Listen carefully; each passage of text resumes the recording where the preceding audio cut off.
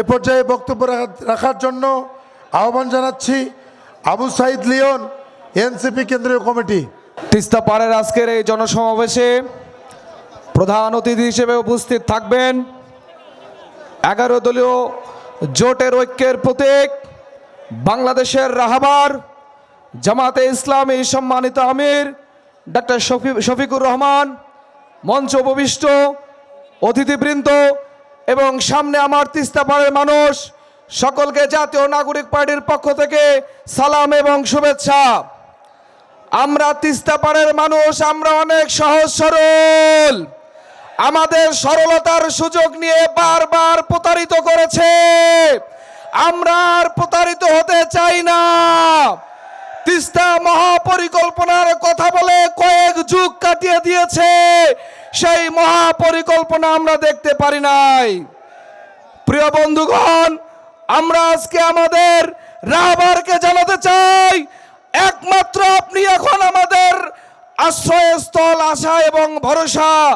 এই তিস্তা মহাপরিকল্পনা আপনাকেই বাস্তবায়ন করতে হবে।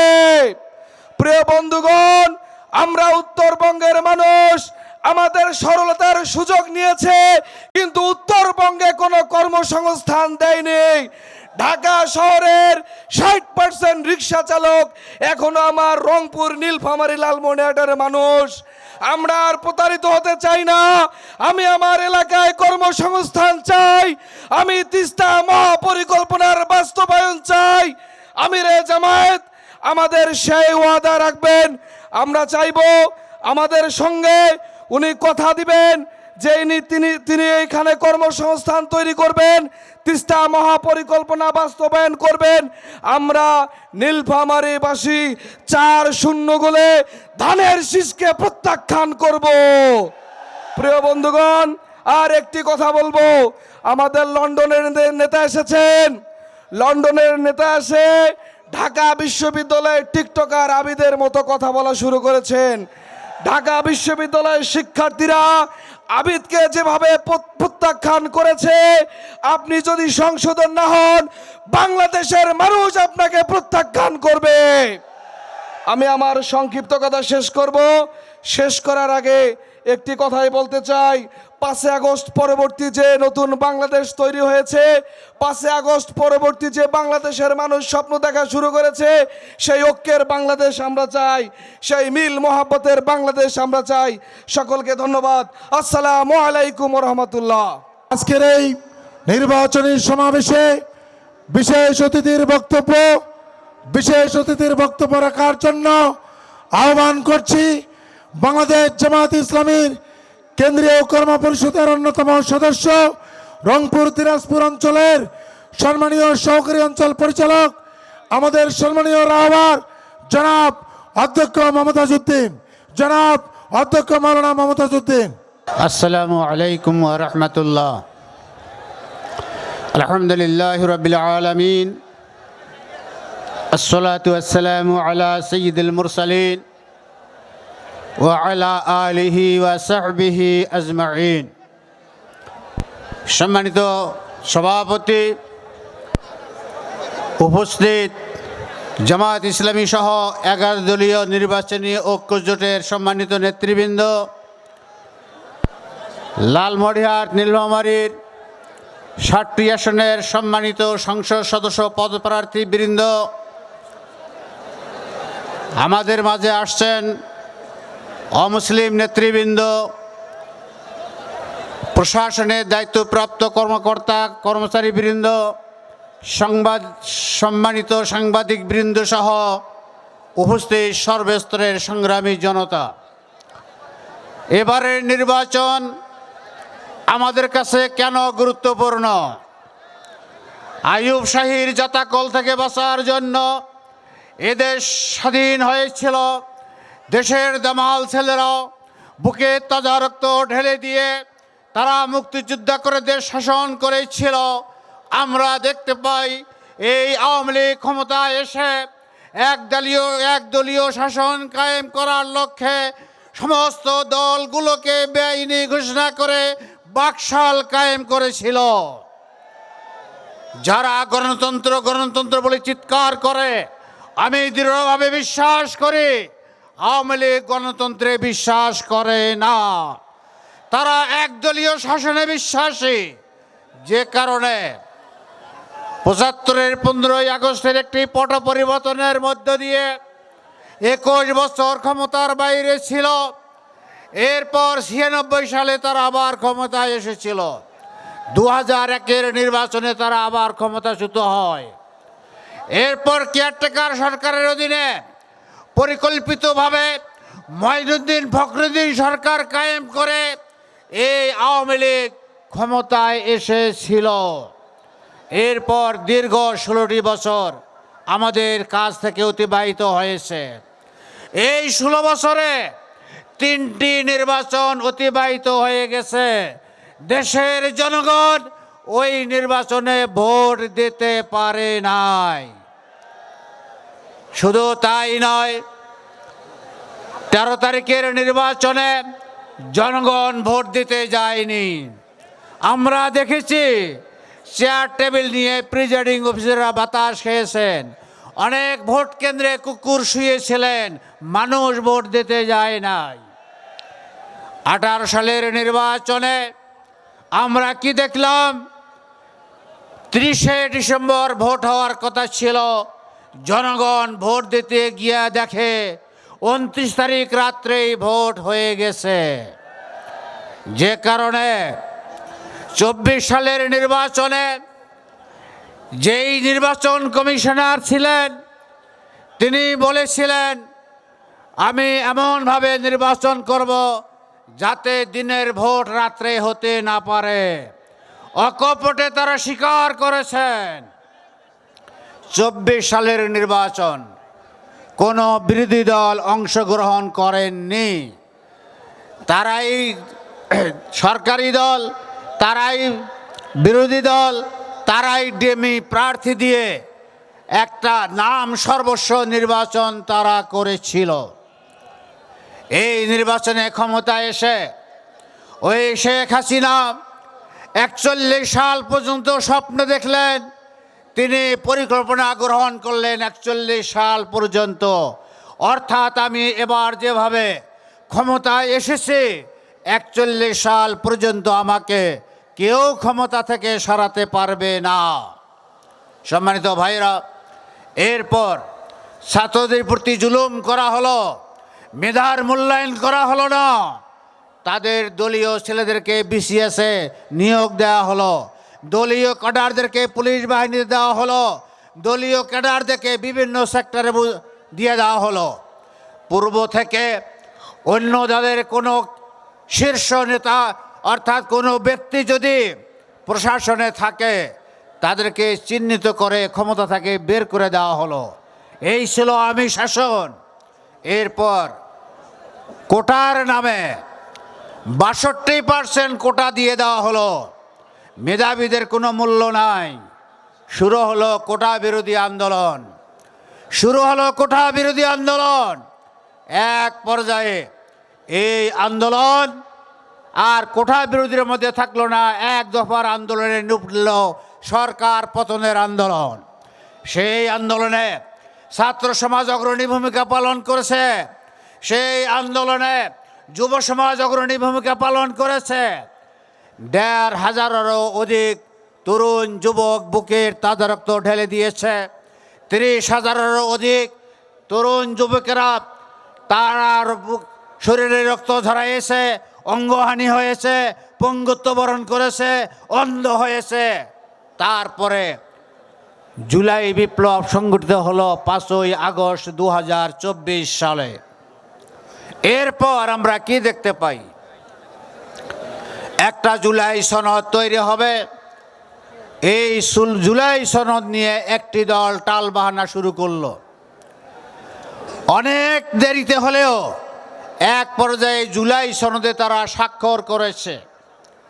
প্রশ্ন হলো, এই জুলাই সনদকে নিয়ে এখন গণভোট হচ্ছে, হানা ভোট হচ্ছে। জুলাই সনদ কেন? আমরা দেখেছি যেই নিয়মে ভোট হয়ে আসছে সেই নিয়মে ভোট হলে।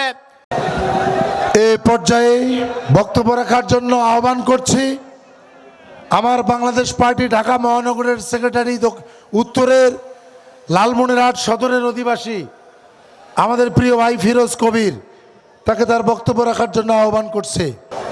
আজকের এই জনতার মহাসমুদ্রে আগামীর বাংলাদেশ গড়ার যে প্রেরণা নিয়ে লাখো জনতা সামিল হয়েছে, সবাইকে জানাচ্ছি আমার সংগ্রামী শুভেচ্ছা। আমাদের মনে একটা প্রশ্ন, সবার মনে, যে আগামী 12 তারিখ নির্বাচনে কারা জিতছে, এই প্রশ্নটা না ভাই? চারদিকে নানা ধূম্রজাল সৃষ্টির প্রচেষ্টা চলছে।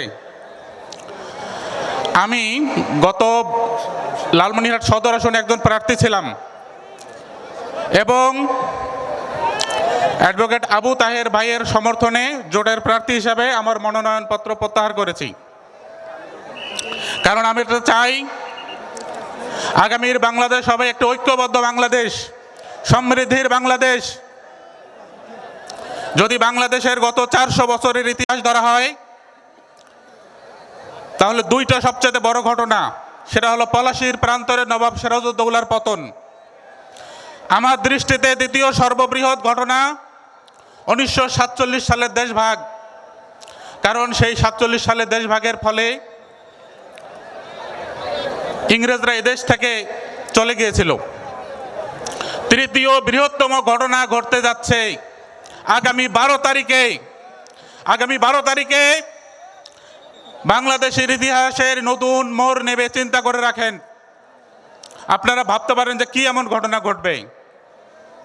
আগামী নবাব সিরাজউদ্দৌলার পতনের পর এই প্রথম বাংলার জমিনে এই বাংলাদেশের ভূমিপুত্র, বাংলাদেশের সংস্কৃতি, বাংলাদেশের মূল্যবোধকে ধারণ করে এমন রাজনৈতিক শক্তির আবির্ভাব ঘটতে যাচ্ছে। সুতরাং আগামী 12 তারিখ হবে এই জমিনের ইতিহাসের বাক পরিবর্তনের এক যুগান্তকারী দিন।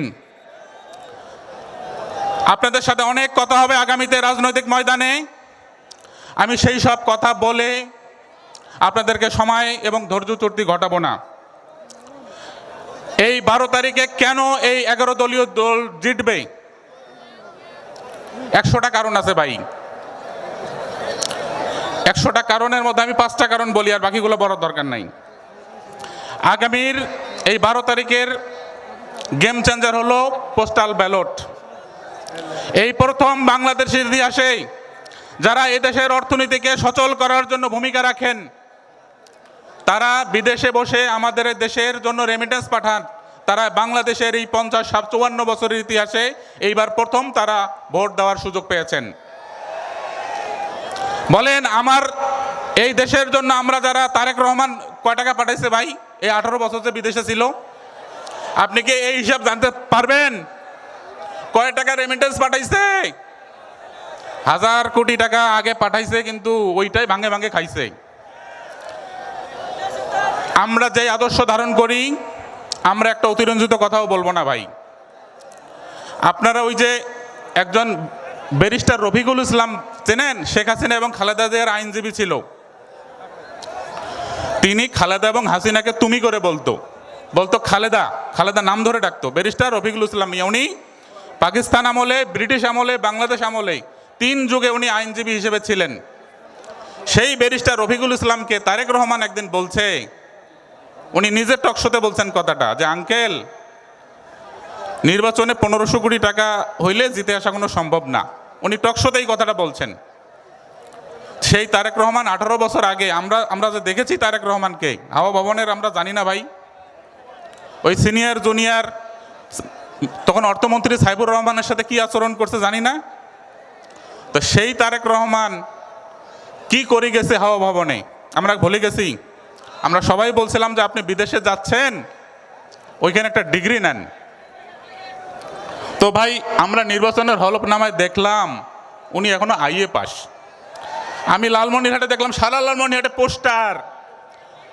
পোস্টারে লেখা আছে তারেক রহমানকে দেশ গঠনে পরামর্শ দিন, একটা কিউআর কোড দেওয়া আছে।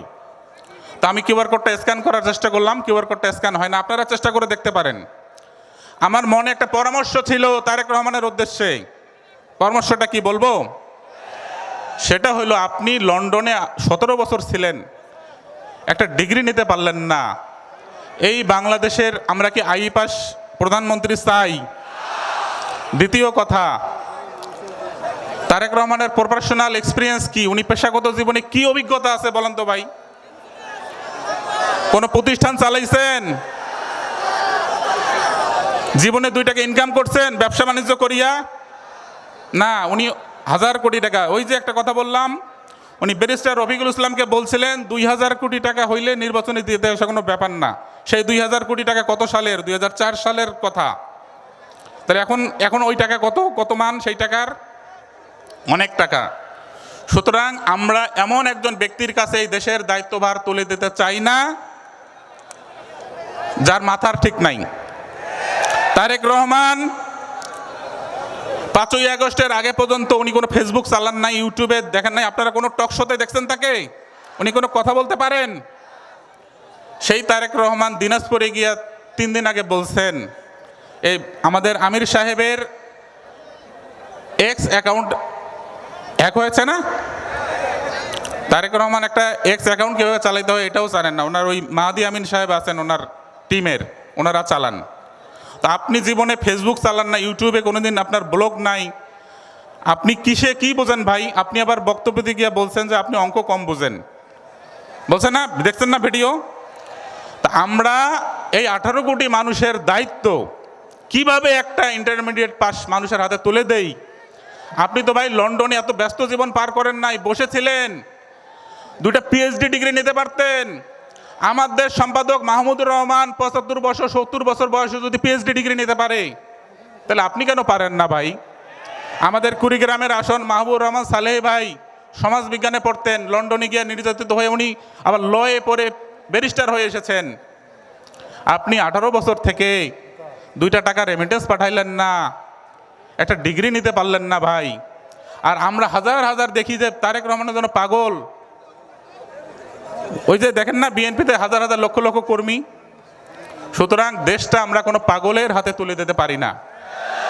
দিব? তারেক রহমানের কারিশমা কাজ করে না, এটা প্রমাণ হয়েছে জগন্নাথ বিশ্ববিদ্যালয়ের নির্বাচনে। মির্জা ফখরুল সাহেব বললেন তারেক রহমান যেদিন নাকি বাংলাদেশে আসবে ভূমিকম্প হয়ে যাবে। ভাই ভূমিকম্প তো আমরা দেখলাম জগন্নাথ বিশ্ববিদ্যালয়ে শিবিরের নির্বাচনে বিপুল জয়ী হওয়ার মধ্য দিয়ে। ভূমিকম্প আপনাদের হবে না ভাই, ভূমিকম্প জনগণের বিজয় হবে। আমি আরেকটা কথা বলি, বিএনপি এই একটু আগে বললাম না পোস্টাল ব্যালটের কারণে 1 নম্বর পয়েন্ট। 2 নম্বর পয়েন্ট হইল বর্তমান যে বিএনপি, এই বিএনপি জিয়াউর রহমানের বিএনপি না। আমাদের একটা এক্সাম্পল দেই না, লালমনি সংক্ষেপ করব, লালমনিরহাটে একজন নেতা আছেন, উনি নিজেকে তিস্তা কি মহাসমন্বয়ক বলেন আর কি তিস্তা নদী, তিস্তা বাঁচাও আন্দোলন, বাঁচাও না বেচাও অনেকে বলে, একটু প্রমাণ দিচ্ছি আপনাকে। তিস্তার চরে বিশাল জনসভা হইল, আমিও পর্যবেক্ষক হিসেবে ফলো করার জন্য গেছি।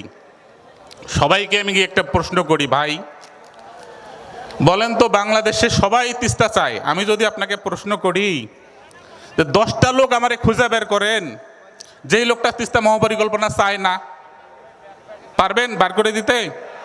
ডক্টর ইউনূসও চায়, ওই উপদেষ্টারাও চায়, এনসিপিও চায়, জামাত চায়, বিএনপি চায়, সবাই তো চায়। তাহলে আপনারা আন্দোলন করেন কার বিরুদ্ধে? কিসের বিরুদ্ধে ভাই? আমরা চালাকিটা কিন্তু ধরতে পারি নাই। এটা নিয়ে ব্যাপক চাঁদাবাজি হয়েছে লালমনিরহাটে। ঘটনাটা হইল এই আন্দোলনটা উনি যখন শুরু করলেন তখন হলো, স্মরণ করে দেখেন, আমি ঘটনাগুলো মিলাই দিচ্ছি, ফেব্রুয়ারি মাস। তখন বিএনপি এই সরকারের উপরে এই সরকারের উপরে প্রচণ্ড চাপ প্রয়োগ করছে যে তাড়াতাড়ি নির্বাচন দিতে হবে। তখন এখন কি জনগণকে তো দেখাইতে হবে একটু পাওয়ার পলিটিক্স, লোক সমাগম দেখাইতে হবে যে বিএনপির পক্ষে কত লোক আছে। এখন ইস্যু কি? ইস্যু হইল এই তিস্তা চরে মানুষকে একটু ভুলায় ভালায় এখানে দেখায় সরকারের উপর চাপ প্রয়োগ করা। তখন এই চাপের কারণে ইউনূস সাহেব লন্ডনে গিয়ে তারেক রহমানের সাথে দেখা করে উনি নির্বাচনটা ফাইনাল করলেন ফেব্রুয়ারিতেই।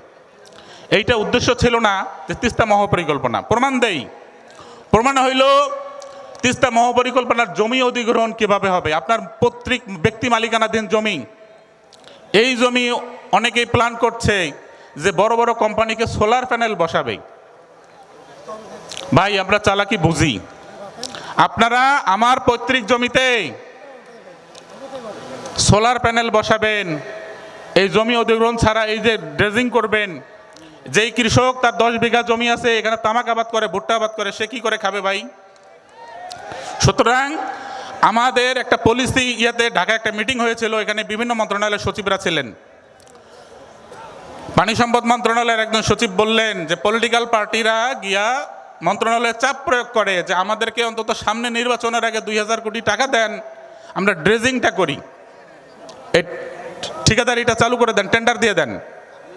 আপনারা জানেন তিস্তা মহাপরিকল্পনা যে পরিমাণ বালু নিয়ে আসে প্রতি বছর, এবার দেখছেন না গাছ সহ ভেসে আসছে, প্রচুর পলি নিয়ে আসে। এই জনগণের ট্যাক্সের টাকা দিয়ে যদি আমরা অপরিকল্পিতভাবে এই পলি এখানকার বালু এখানে ফেলাই, 1 বছরের বন্যায় এসে ভরাট হয়ে যাবে না?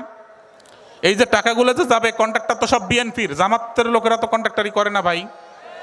তাহলে লাভটা হবে কার? এইখানে একটা সায়েন্টিফিক প্ল্যান লাগবে, সমস্যাটা একবারে সমাধান হয়ে যাবে। আমি যে শর্তগুলো বলি ঠান্ডা মাথায় একটু বোঝেন।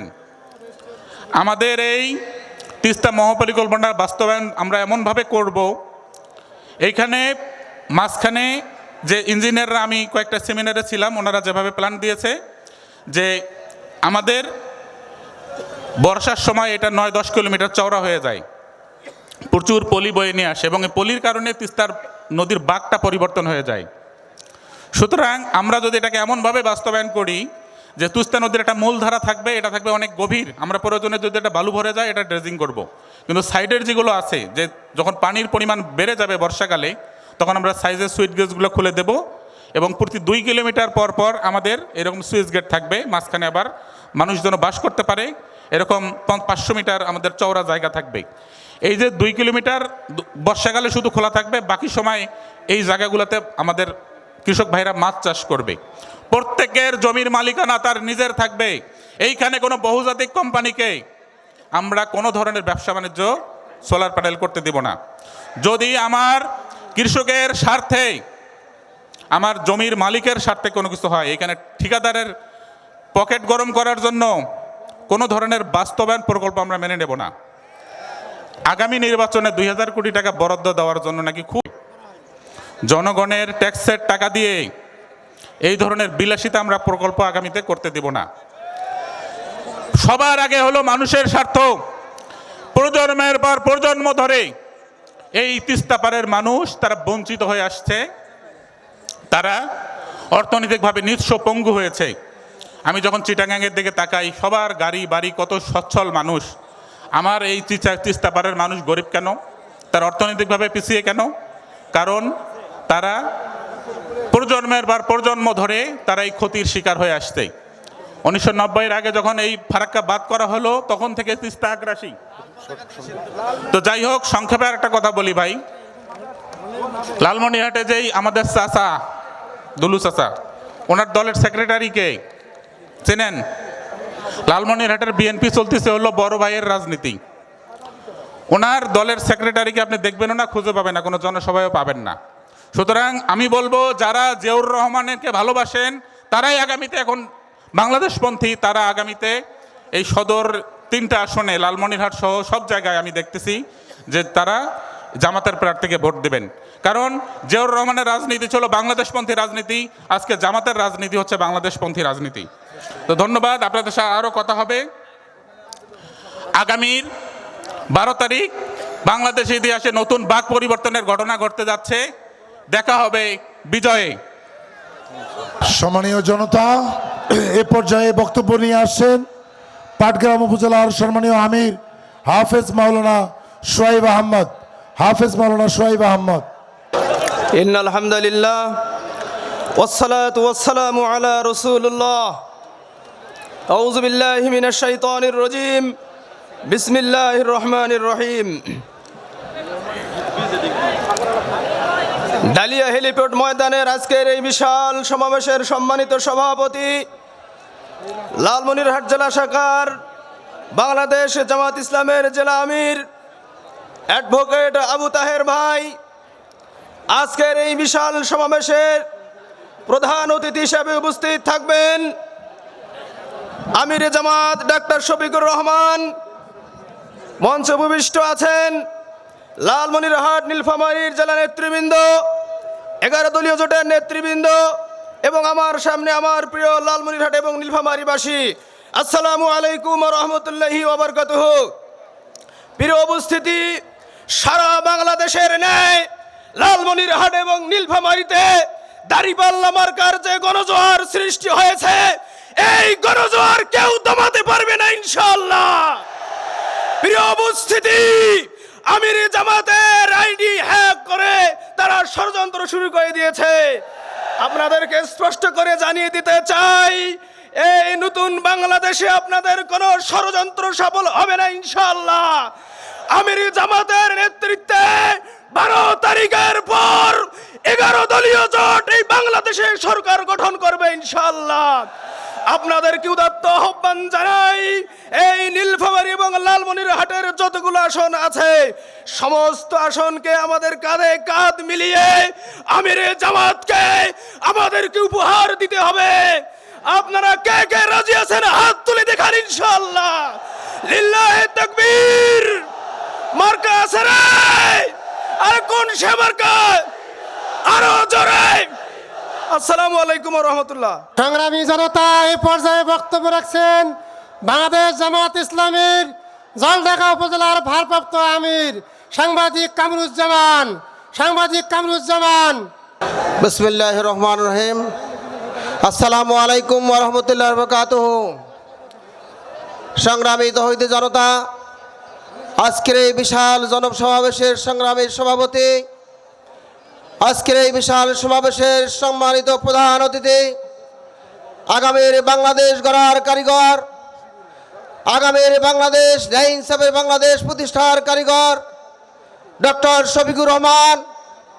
সংগ্রামী ভাইরা, আজকে আমরা এই জনসভার মাধ্যমে আমাদেরকে প্রমাণ করতে হবে আগামীর বাংলাদেশ হবে ন্যায় ইনসাফের বাংলাদেশ। আগামী 12 তারিখে যে নির্বাচন হবে, এই নির্বাচন দাঁড়িপাল্লার বিজয়কে ঠেকানোর জন্য কালো টাকা নিয়ে রাতের অন্ধকারে আমাদের মাঝে ঢুকে পড়বে। এই কালো টাকার বিরুদ্ধে প্রতিরোধ গড়ে তোলার জন্য আমাদেরকে আজকে থেকে 12 তারিখ পর্যন্ত প্রতিটা রাতে, প্রতিটা পাড়ায়, প্রতিটা গ্রামে পাহারা বসাতে হবে। আপনাদেরকে এই দায়িত্ব পালন করতে হবে। এবার পারবেন তো ইনশাআল্লাহ? যদি আমরা এই কালো টাকার প্রবাহ যদি প্রতিরোধ করতে পারি, যেখানে যে কালো টাকা বিতরণ হবে, সেই কালো টাকার বস্তাধারীদেরকে গ্রেফতার করার চেষ্টা করতে হবে, আটক করতে হবে। আমরা জল টাকার যে আসন, ইসলামী আন্দোলনের যে ঐতিহ্য, আমরা 3বার জল টাকায় এমপি নির্বাচিত হয়েছিলাম। আগামী 12 ফেব্রুয়ারির মাধ্যমে আবারও প্রমাণ হবে জল টাকার আসন জামাত ইসলামী ছিল, জামাত ইসলামী থাকবে ইনশাআল্লাহ। আসসালামু আলাইকুম ওয়া রাহমাতুল্লাহ। এ পর্যায়ে আলোচনা রাখার জন্য আহ্বান করছি আবু রায়হান আশারি রচি, কেন্দ্রীয় নির্বাহী সদস্য, আমার বাংলাদেশ পার্টি। বিসমিল্লাহির রহমানির রহিম। বাংলাদেশ জামাতি ইসলামী লালমনিরহাট জেলা ও নীলফামারী জেলা কর্তৃক আয়োজিত আজকের এই নির্বাচনী জনসভার সম্মানিত সভাপতি লালমনিরহাট জেলা আমির আবু তাহের ভাই কিছুক্ষণের মধ্যে আমাদের মাঝে উপস্থিত হবেন। আজকের জনসভার প্রধান অতিথি আমিরে জামাত ডাক্তার শফিকুর রহমান মহোদয় উপস্থিত রয়েছেন। এনসিপি সহ এবি পার্টি সহ আমাদের 11 দলীয় জোটের বিভিন্ন পর্যায়ের নেতৃবৃন্দ, জামাত ইসলামের বিভিন্ন পর্যায়ের নেতৃবৃন্দ এবং মঞ্চের সামনে উপস্থিত রয়েছেন লালমনিরহাট এবং নীলফামারী জেলা থেকে আগত বিভিন্ন নেতাকর্মী ও সমর্থকবৃন্দ, এলাকাবাসী, আমার প্রাণপ্রিয় পাটগ্রাম ও হাতীবান্ধাবাসী ও দেশবাসী, সকলের প্রতি রইল সালাম। আসসালামু আলাইকুম। অন্য ধর্মের প্রতি রইল আন্তরিক শুভেচ্ছা। শুরুতেই গভীর শ্রদ্ধার সাথে স্মরণ করছি পলাশীর প্রান্তর থেকে শুরু করে বায়ান্নর ভাষা আন্দোলন পরবর্তী ৭১-এর মুক্তিযুদ্ধ স্বাধীনতা অর্জনের পরে ৯০-এর গণ অভ্যুত্থানের পরে সর্বশেষ আমরা যে ২৪-এর বিপ্লবে এই মহান দেশের জন্য যারা শহীদ হয়েছেন তাদের সকলের প্রতি জানাচ্ছি বিনম্র শ্রদ্ধা এবং গভীর শ্রদ্ধার সাথে স্মরণ করছি। গভীর শ্রদ্ধার সাথে স্মরণ করছি আবু সাঈদ মুগ্ধ সর্বশেষ হাদিভাই পর্যন্ত। গভীর শ্রদ্ধার সাথে স্মরণ করছি আপনাদের প্রাণপ্রিয় নেতা, গণমানুষের নেতা, পাটগ্রাম হাতীবান্ধার ভুট্টা বিপ্লবের মহানায়ক, এবি পার্টির কেন্দ্রীয় কমিটির যুগ্ম আহ্বায়ক আমার বাবা মরহুম এরশাদ হোসেন সাজুকে। আজকে এই জনসভায় আপনারা জানেন আমি এবি পার্টির লালমনিরহাট ১ আসনের প্রার্থী ছিলাম। আমাদের জোটের সিদ্ধান্ত অনুযায়ী এবং আমাদের দলের সম্মানিত চেয়ারম্যান জনাব মুজিবুর রহমান মঞ্জু চাচার নির্দেশ অনুযায়ী আমি ২০ তারিখে আমার মনোনয়নপত্র প্রত্যাহার করি এবং জামায়াতে ইসলামের সাথে আমি মাঠে কাজ করে যাচ্ছি। আমাদের প্রার্থী রয়েছেন আমার বাবার সহযোদ্ধা জনাব আনারুল ইসলাম রাজু চাচা, তার সাথে আমি সার্বক্ষণিক মাঠে কাজ করে যাচ্ছি। তো আমি আপনাদের মধ্যে শুধু ২-১টি প্রশ্ন রাখতে চাই। আমাদের এই অঞ্চলে, আমাদের এই আসনের কি ২-১টি ঘটনা আপনাদের কাছে উল্লেখ করে আমি আপনাদের কাছে প্রশ্ন রাখতে চাই। আপনারা জানেন আমরা যে এই ২৪-এর গণ অভ্যুত্থান করলাম, আমরা কি বাংলাদেশের এই নতুন বাংলাদেশ গড়ার জন্য, তো তাই না? তাহলে এই নতুন বাংলাদেশে আপনারা কি এমন কোনো দলকে সমর্থন করবেন যারা কৃষকদের সাথে দিনের বেলা আন্দোলনে ন্যায্য মূল্য সার আদায়ের লক্ষ্যে আবার রাতের বেলা সিন্ডিকেটের সাথে যে ১৩০০ টাকার সার ২২০০ টাকায় বিক্রি করে, আপনারা কি তাদেরকে সমর্থন করবেন? আপনারা কি তাদেরকে সমর্থন করবেন যারা এখনো ক্ষমতায় আসেনি অথচ চাঁদাবাজের মামলায় গ্রেপ্তারকৃত আসামিকে থানা ভাঙচুর করে থানা থেকে লুট করে নিয়ে যায়, তাদেরকে কি আপনারা সমর্থন করবেন? এই আসনে আরেকজন আছে আপনার ফ্যাসিস্টের দোসর আছে না, সে প্রার্থী হয়েছে জাতীয় পার্টি থেকে। তা আপনারা কি চান এখানে আরেকজন দোসর বসুক, এখানে এমপি ইলেকশন করুক এবং সে এমপি হোক? তা আপনারা যদি না চান, আসুন ১২ তারিখে আমরা সকলে মিলে আমাদের ১১ দলীয় জোটের প্রার্থী জনাব আনারুল ইসলাম রাজু চাচা সহ আমাদের অন্য অন্য আসনের যে প্রার্থীরা রয়েছে সকলকে দাঁড়িপাল্লায় ভোট দিয়ে আমরা জয়যুক্ত করে জয়ের মালা পরিয়ে আমাদের এই জোটকে, আমাদের এই আসনগুলোকে উপহার দিব ইনশাআল্লাহ। পরিশেষে আমি স্লোগান দিতে চাই, একটি স্লোগান দিয়ে শেষ করতে চাই। নারে তাকবীর। এই ১২ তারিখের মার্কা আছে রে, কোন সে মার্কা? আরো জোরে, আরো জোরে। আপনাদেরকে আরেকটি স্লোগান আমি স্মরণ করে দিতে চাই, সেটি হলো ২০০১ সালে যখন ৪ দলীয় ঐক্যজোট থেকে আমার বাবা এখানে ইলেকশন করেছিলেন, একটি স্লোগান তখন খুব পপুলার হয়েছিল, সেটা জানেন না? কোটে ফাটে ফাটুক, ভোট দিব সাজুক। এইবার আমাদের স্লোগান হবে কোটে ফাটে ফাটুক, ভোট দিব রাজুক। ধন্যবাদ সকলকে, আসসালামু আলাইকুম।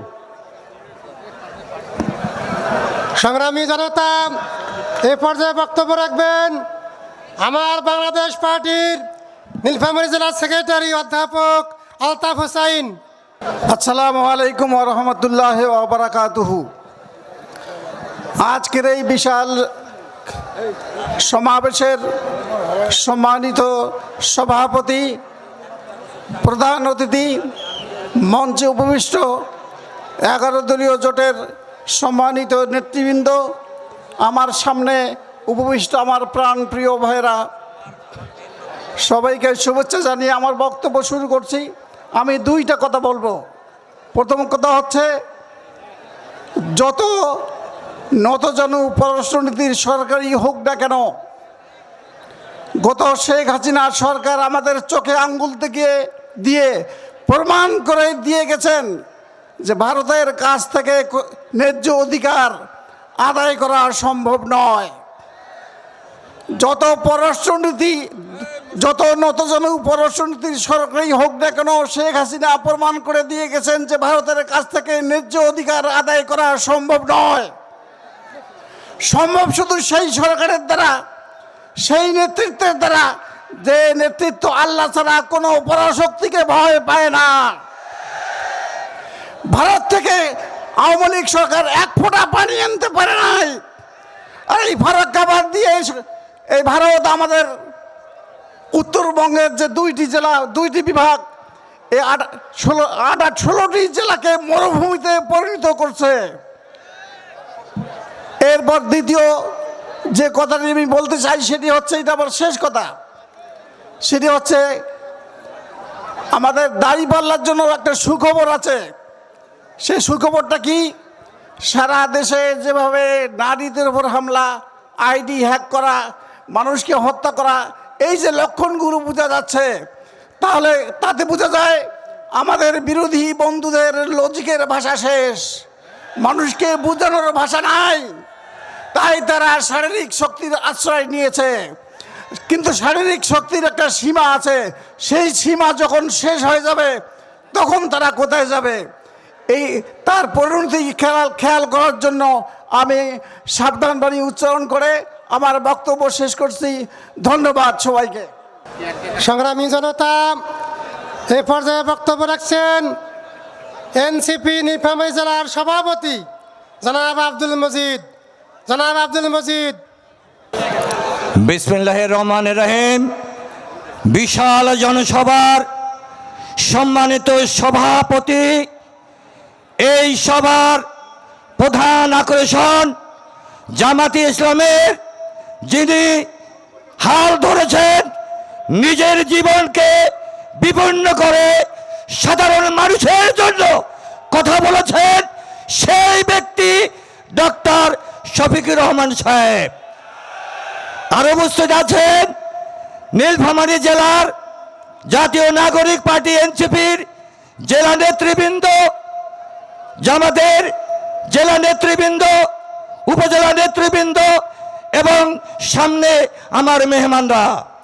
আপনারা জানেন, একটি সরকার 21 বছর যে অন্যায়, যে অত্যাচার করেছে, তার প্রমাণ আমরা আজকে যারা সমবেত হয়েছি আমরা তাকে বিতাড়িত করেছি।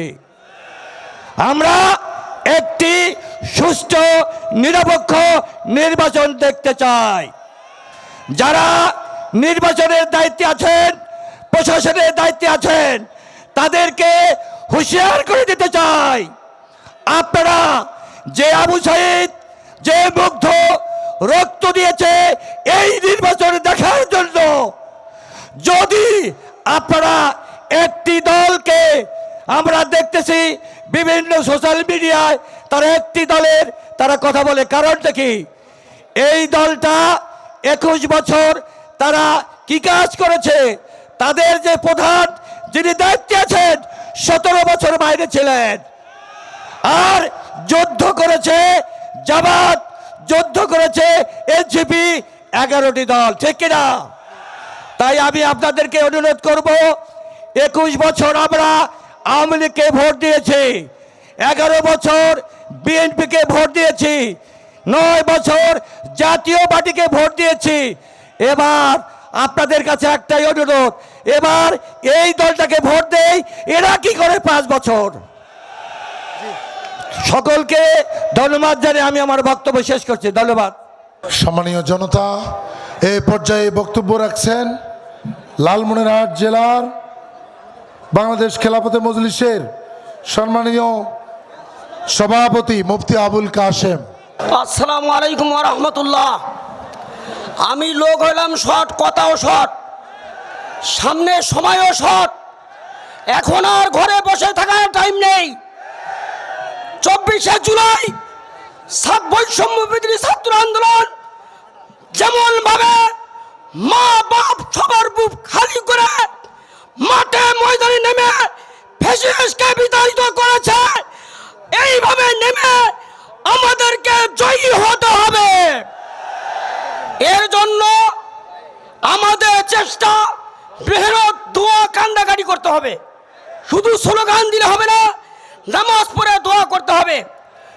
ব্যাপার হয়েছে, হুকুমত এমন এক জিনিস, ওরা মনে করে মোল্লারা বোঝে না। মোল্লারা ওই হুকুমত বোঝে না, ভোটের আগে যা ওয়াদা করেছে তারপরে কোনোটাই করে না। এইরকম পলিটিক্যাল ওয়াদা আমরা করব না। একটু আগে পূর্বের বক্তা বলেছেন তিস্তা মহাপরিকল্পনা আমাদের আমিরে জামাত ইনশাল্লাহ বাস্তবায়ন করে ছাড়বে। বিগত সরকার যত অতিবাহিত হয়েছে, এক রাষ্ট্রে ঘোষণা হয়েছে যে বিলাতি ইঁদুর তাদের কান কাটা হবে। খুঁজতেছে ছোট ছোট বিলাতি ইঁদুরও দৌড়াইতেছে। বলেন কেন?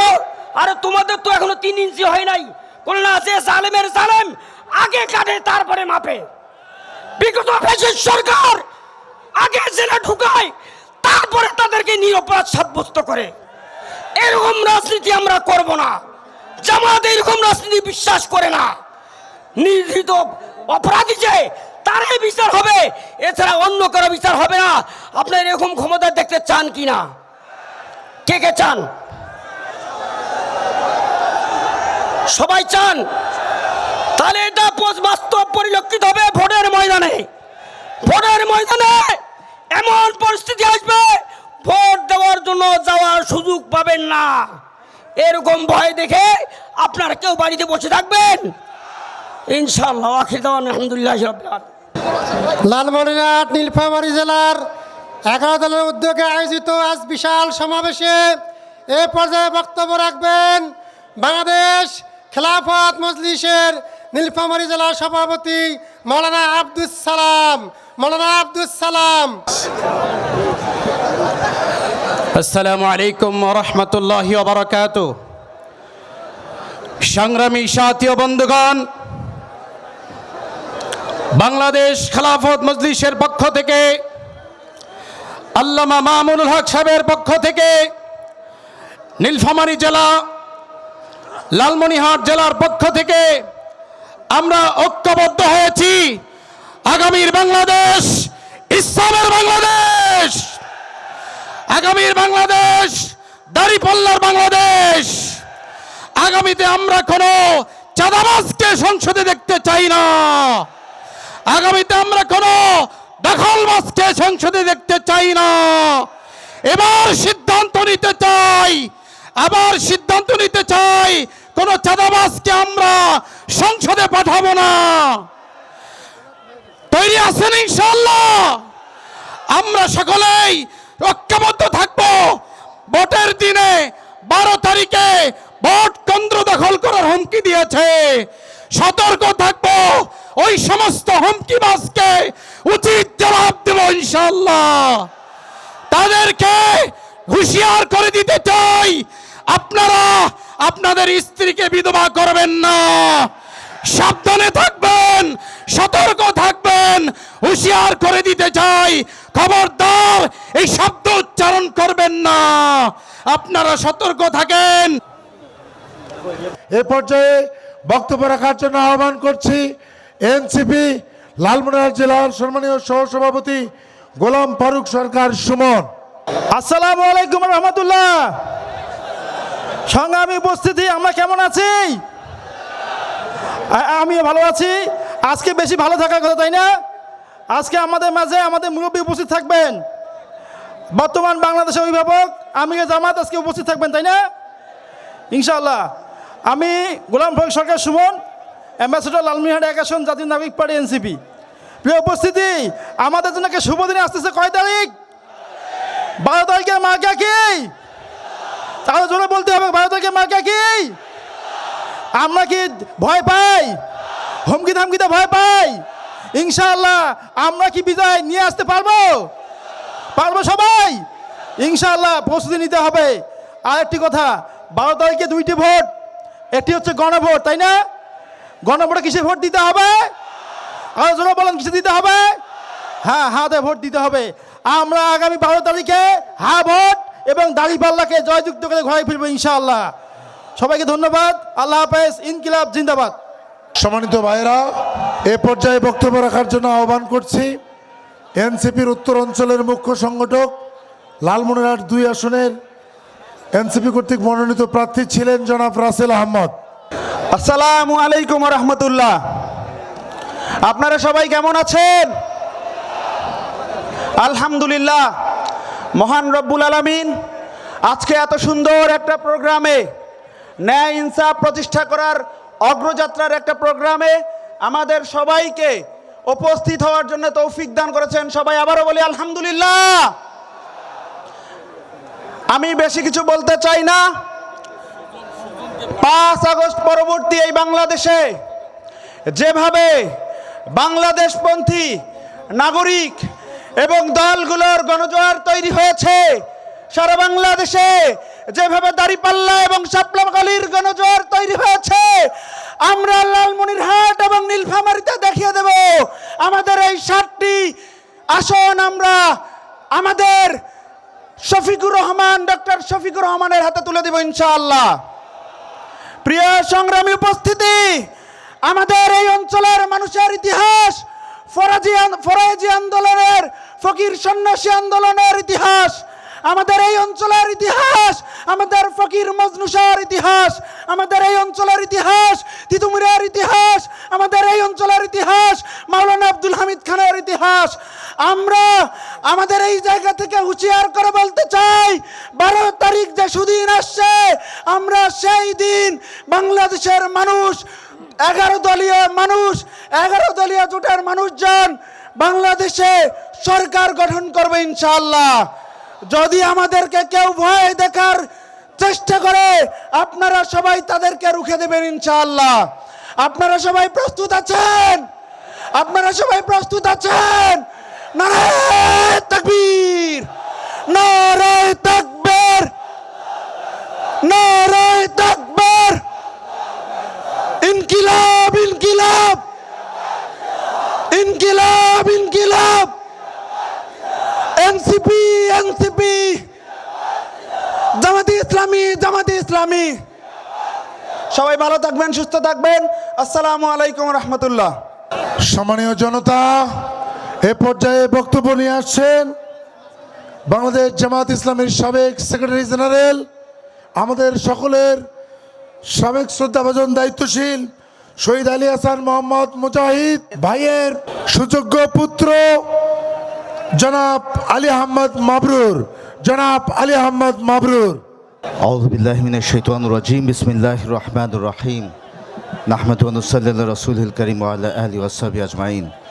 আজকের ডালিয়া তিস্তার এই রোডে, এই মাঠে বিশাল জনসভা, সম্মানিত সভাপতি, মঞ্চ উপবিষ্ট সম্মানিত অতিথিবৃন্দ এবং আমার সামনে উপস্থিত লালমনিরহাট, নীলফামারী সহ অঞ্চলের অধিবাসীবৃন্দ, আসসালামু আলাইকুম ওয়া রাহমাতুল্লাহি ওয়া বারাকাতুহু। প্রিয় ভাইরা, আপনারা জানেন বিগত 15 বছরের ফ্যাসিবাদী শাসন আমলে বাংলাদেশ জামাত ইসলামীর শীর্ষ নেতৃবৃন্দ সহ সারা বাংলাদেশে ইসলামপ্রিয় জনতার উপরে কি ভয়াবহ নির্যাতন চালানো হয়েছে। আমার বাবা সহ বাংলাদেশ জামাত ইসলামীর তৎকালীন আমির সহ 5 জন দায়িত্বশীলকে ফাঁসি দিয়ে হত্যা করা হয়েছে। আরও 6 জন দায়িত্বশীলকে কারাগারে দীর্ঘদিন রেখে তাদেরকে তিলে তিলে হত্যা করা হয়েছে। আপনারা জানেন এই বাংলাদেশে প্রতিটা জেলায়, প্রতিটা জনপদে, এই নীলফামারী, লালমনিরহাট সহ এই জেলাগুলোতে অসংখ্য মানুষ, আমাদের ভাইরা, তারা নির্যাতিত হয়েছেন, কারাবরণ করেছেন, তাদেরকে রিমান্ডে নিয়ে নির্যাতন করা হয়েছে, ক্রস ফায়ারের নামে হত্যা করা হয়েছে। ভাইরা, আগামীতে এবার যে নির্বাচন আসছে, সেই নির্বাচনটা হবে পরিবর্তনের নির্বাচন। আগামীতে আমাদেরকে সিদ্ধান্ত নিতে হবে, আমরা কি আবারও সেই সন্ত্রাসী, সেই চাঁদাবাজ, সেই দুর্বৃত্তদেরকে ক্ষমতায় দেখতে চাই, নাকি ইনসাফের প্রতীক সৎ নিষ্ঠাবান নেতৃত্বকে ক্ষমতায় দেখতে চাই? সেই সিদ্ধান্ত আমাদেরকে নিতে হবে। আগামী 12 তারিখের যে নির্বাচন, সেই নির্বাচনে যারা দাঁড়িপাল্লা প্রতীকে নির্বাচন করছেন, এই 11 দলীয় জোটের থেকে যাদেরকে প্রার্থী দেওয়া হয়েছে, তাদেরকে নির্বাচিত করে বিগত 15 বছরের সকল অন্যায়ের জবাব দিতে হবে ইনশাআল্লাহ। এবং একই সঙ্গে এই উত্তরবঙ্গ, এই এলাকাগুলো যে অবহেলিত ছিল, এবং আপনারা যারা এই অঞ্চলে কষ্ট পেয়েছেন, এই কষ্ট নিরসনের জন্য আগামীতে আমরা দাঁড়িপাল্লার পক্ষে সবাই 12 তারিখে ভোট দিব। এই আহ্বান জানিয়ে আমি আমার বক্তব্য শেষ করছি। আসসালামু আলাইকুম ওয়া রাহমাতুল্লাহি ওয়া বারাকাতুহু।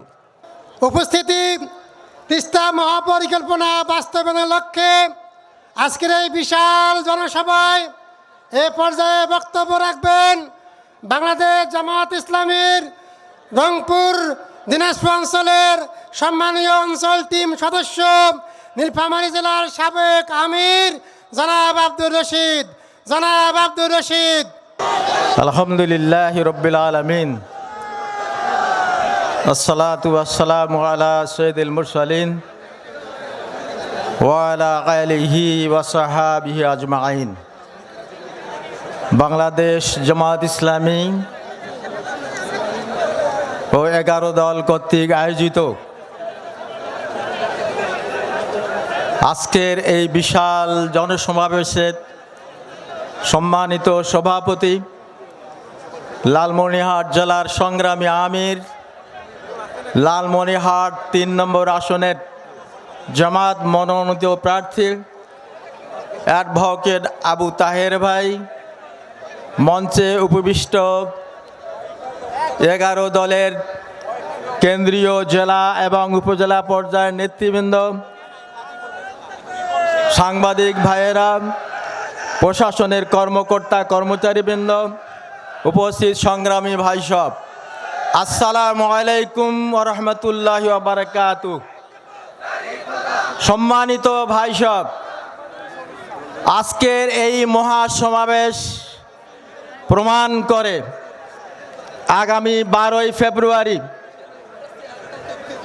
দাঁড়িপাল্লার পক্ষে 11 দলের পক্ষে গণজোয়ার সৃষ্টি হয়েছে। এই গণজোয়ার দেখে একটি দল ভীত সন্ত্রস্ত হয়ে পড়েছে, ঠিক কিনা?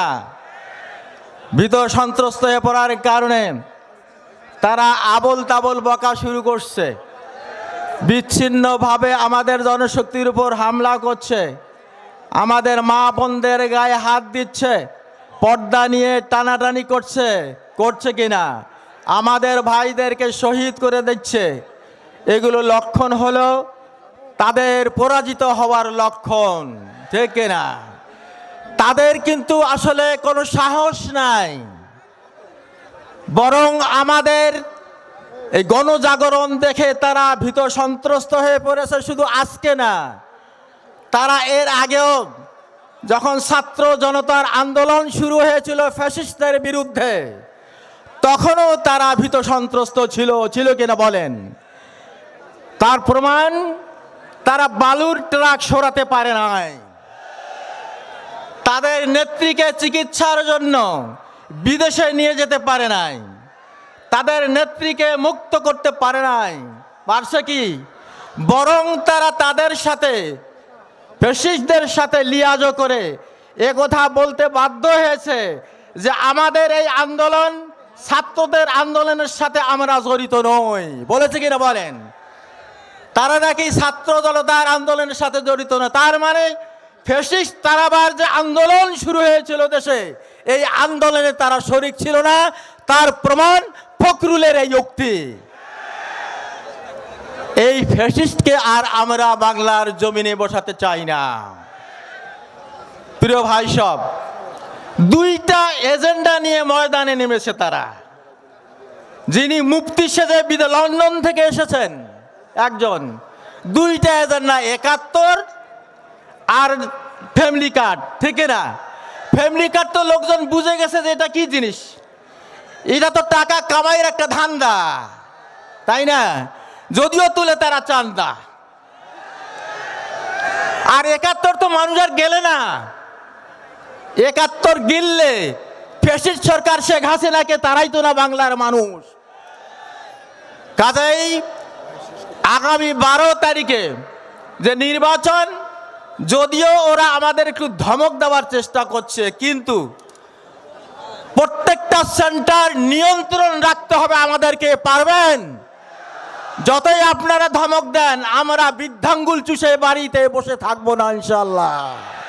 প্রত্যেকটা ভোট সেন্টার যদি নিয়ন্ত্রণে রাখতে পারেন, ইনশাল্লাহ বাংলার জমিনে 11 দলের জয় নিশ্চিত ইনশাল্লাহ। আপনাদেরকে আহ্বান জানাচ্ছি সক্রিয়ভাবে, বিশেষ করে ভোটের দিন ময়দানে থাকবেন এবং আল্লাহর সাহায্য কামনা করবেন। ওয়াখির দাওয়ানা আনিল হামদুলিল্লাহ। আসসালামু আলাইকুম ওয়া রাহমাতুল্লাহি ওয়া বারাকাতুহু। এ পর্যায়ে সংক্ষিপ্ত কথা বলার জন্য, সংক্ষিপ্ত বক্তব্য রাখার জন্য আহ্বান করছি বাংলাদেশ জামাত ইসলামী লালমনিরহাট জেলার সাবেক আমির জনাব অ্যাডভোকেট আব্দুল বাতেন। আউজুবিল্লাহ মিনাশ শাইতানির রাজিম, বিসমিল্লাহির রহমানির রহিম, আলহামদুলিল্লাহি রাব্বিল আলামিন ওয়াসসালাতু ওয়াসসালামু আলা রাসূলিল কারীম ওয়া আলা আলিহি ওয়া সাহবিহি আজমাইন।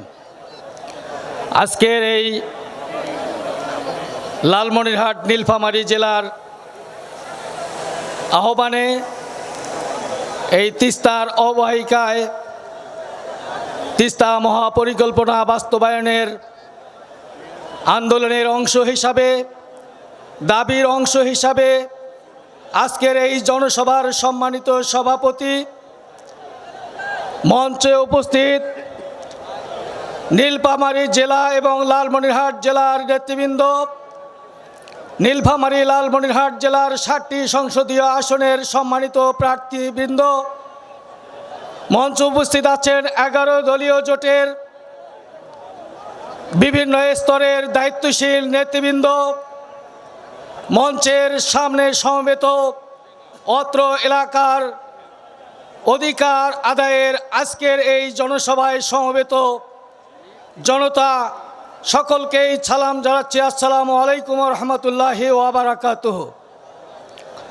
ভিন্ন ধর্মাবলম্বী অধিকার হারা আজকের এই জনসমাবেশে সমবেত ভাইরা, তাদেরকে আমাদের আজকের এই সভা মঞ্চের পক্ষ থেকে জানাচ্ছি আন্তরিক শুভেচ্ছা, অভিনন্দন, মোবারকবাদ। সম্মানিত উপস্থিতি, আমরা আগামী 12ই ফেব্রুয়ারিতে জাতীয় নির্বাচন অনুষ্ঠিত হবে। সেই নির্বাচনে জামাতে ইসলামী মনোনীত তথা 11 দলীয় জোট মনোনীত প্রার্থীদেরকে বিজয়ী করার জন্য এবং আগামীর বাংলাদেশে যে একটি পরিবর্তন অবধারিত হয়ে দাঁড়িয়েছে, সেই পরিবর্তনের পূর্ব লগ্নে আজকের এই জনসভায় আমরা সমবেত হয়েছি। আমরা লক্ষ্য করেছি বাংলাদেশের স্বাধীনতা উত্তরকালে যত সরকারেই এসেছে, কাঙ্ক্ষিত বা অনাকাঙ্ক্ষিতভাবে যারাই দেশ পরিচালনা করেছেন, তারাই সুন্দর সুষ্ঠুভাবে ক্ষমতার পরিশেষে বিদায় গ্রহণ করতে পারে নাই। একটি কারণ, যারাই ক্ষমতায় এসেছে তারাই এদেশের জনগণের শাসকের জায়গায় অবতীর্ণ হয়ে তারা দেশবাসীর সাধারণ মানুষকে সেবার পরিবর্তে জুলুম উপহার দিয়েছিল। কাজেই আগামী জাতীয় সংসদ 12ই ফেব্রুয়ারির নির্বাচনে আমরা পরিবর্তনের মাধ্যমে আগামী দিনে যে সরকার অনুষ্ঠিত হবে, সেই সরকার যেন বাংলাদেশের মানুষের উপরে জুলুম নির্যাতনকারী সরকার না হয়ে বরং সেবক হিসাবে দায়িত্ব পালন করতে পারে। সেই সেবক হিসাবে দায়িত্ব পালন সরকার হচ্ছে বাংলাদেশ জামাতে ইসলামী মনোনীত সরকার এবং 11 দলীয় জোটের মনোনীত জাতীয় সংসদ প্রার্থীদেরকে নির্বাচিত করার মাধ্যমে আমরা আগামী দিনে বাংলাদেশের একটি দেশপ্রেমিক সরকার প্রতিষ্ঠিত করতে চাই।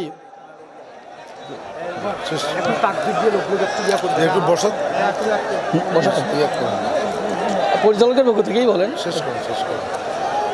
আগামী জাতীয় সংসদ নির্বাচনে তাই আমরা দল মত নির্বিশেষে আমরা ন্যায় ইনসাফের প্রতীক দাঁড়িপাল্লা ভোট দিয়ে আগামী দিনে আমাদের প্রিয় মাতৃভূমি বাংলাদেশকে একটি ন্যায় ইনসাফ এবং কল্যাণের একটি ইসলামী রাষ্ট্র রূপান্তরের জন্য আমরা যে যার অবস্থান থেকে আমরা ভোট প্রদান করে আমরা সেই মহান দায়িত্ব আমরা পালন করব। আগামী নির্বাচনে আমরা লক্ষ্য করেছি বাংলাদেশে যত নির্বাচন হয়েছে শুধু ক্ষমতার পরিবর্তন হয়েছে, কিন্তু জনগণের কোনো ভাগ্যের পরিবর্তন হয় নাই। আগামী জাতীয় সংসদ নির্বাচনে আমরা সেই সরকারকে ক্ষমতায় বসাতে চাই যারা এ দেশের মানুষের ভাগ্যের পরিবর্তন করে আগামী দিনে বাংলাদেশকে একটি সুখী সমৃদ্ধশালী একটি ইসলামিক কল্যাণ রাষ্ট্রে পরিণত করার জন্য দায়িত্বপূর্ণ ভূমিকা পালন করবে ইনশাআল্লাহ। আগামী দিনে সেই বাংলাদেশকে কল্যাণমুখী রাষ্ট্র তৈরি করার জন্য আমরা 12 তারিখে দাঁড়িপাল্লা প্রতীকে ভোট দিয়ে আগামী দিনে আমরা এই এলাকায় একদিকে যেমন তিস্তা মহাপরিকল্পনা বাস্তবায়নের জন্য আমরা সহযোগিতা করব, অপরপক্ষে আমাদের প্রিয় বাংলাদেশকে একটি ন্যায় ইনসাফের কল্যাণের বাংলাদেশ তৈরি করার জন্য আমাদের মহামূল্যবান ভোট দিয়ে সেই পথে আমরা একজন বীর যোদ্ধা হিসেবে ভূমিকা রাখব। এই প্রত্যাশা রেখে আগামী দিনে দাঁড়িপাল্লা প্রতীক বিজয় লাভ করুক, এই প্রত্যাশা রেখে আমি আমার কথা শেষ করছি। খোদা হাফেজ। বাংলাদেশ জিন্দাবাদ। বাংলাদেশ জামাত ইসলামী জিন্দাবাদ। আজকে এই বিশাল জনসমুদ্রে এ পর্যায়ে বক্তব্য রাখবেন নীলফামারী ডিমলার সনাতনী ধর্মের নেতা শ্রী শ্রী কৃষ্ণচন্দ্র বাবুকে কথা বলার আহ্বান জানাচ্ছি। আদাব, নমস্কার। আপনারা ভালো আছেন তো? লালমনি নীলফামারী জেলার কর্তৃক আয়োজিত বাংলাদেশ জামাত ইসলামের দাঁড়িপাল্লার জনসভায় সম্মানিত আহ্বায়ক মঞ্চে প্রধান অতিথি হিসেবে অলঙ্কৃত করবেন বাংলাদেশ জামাত ইসলামের সম্মানিত আমির ডক্টর মোহাম্মদ শফিকুল ইসলাম। ওনার সাথে আরও সফরসঙ্গী থাকবেন বিভিন্ন উপজেলা জেলা থেকে অতিথিবৃন্দ। আপনাদের সবাইকেই আদাব এবং হিন্দু ভাইদের নমস্কার। আমরা ডিমলা উপজেলায় গতকাল মাটি ও মানুষের নেতা জনাব অধ্যক্ষ সাত্তার স্যারের মঠ মিলন অনুষ্ঠানের ডিমলা পূজার যে দুর্গা পূজার প্রতিটি মণ্ডপের মত বিনিময় করছি আমরা। ওনাকে ডিমলাবাসীকে সবাই মিলে ভোট দেব এবং সামনে 12 তারিখ যে নির্বাচন হবে সুষ্ঠু সুন্দরভাবে নির্বাচন হবে, আপনারা সবাই ভোট দেবেন। এবং নীলফামারী জেলায় 4টি আসন এবং লালমনিতে 7টি আসনেই আমরা যেন দাঁড়িপাল্লা প্রার্থীকে বিজয় করতে পারি, এই আশা আকাঙ্ক্ষাকে আপনাদেরকে সবাইকে আবার আদাব ও নমস্কার জানিয়ে আমার বক্তব্য এখানে শেষ করছি। আদাব।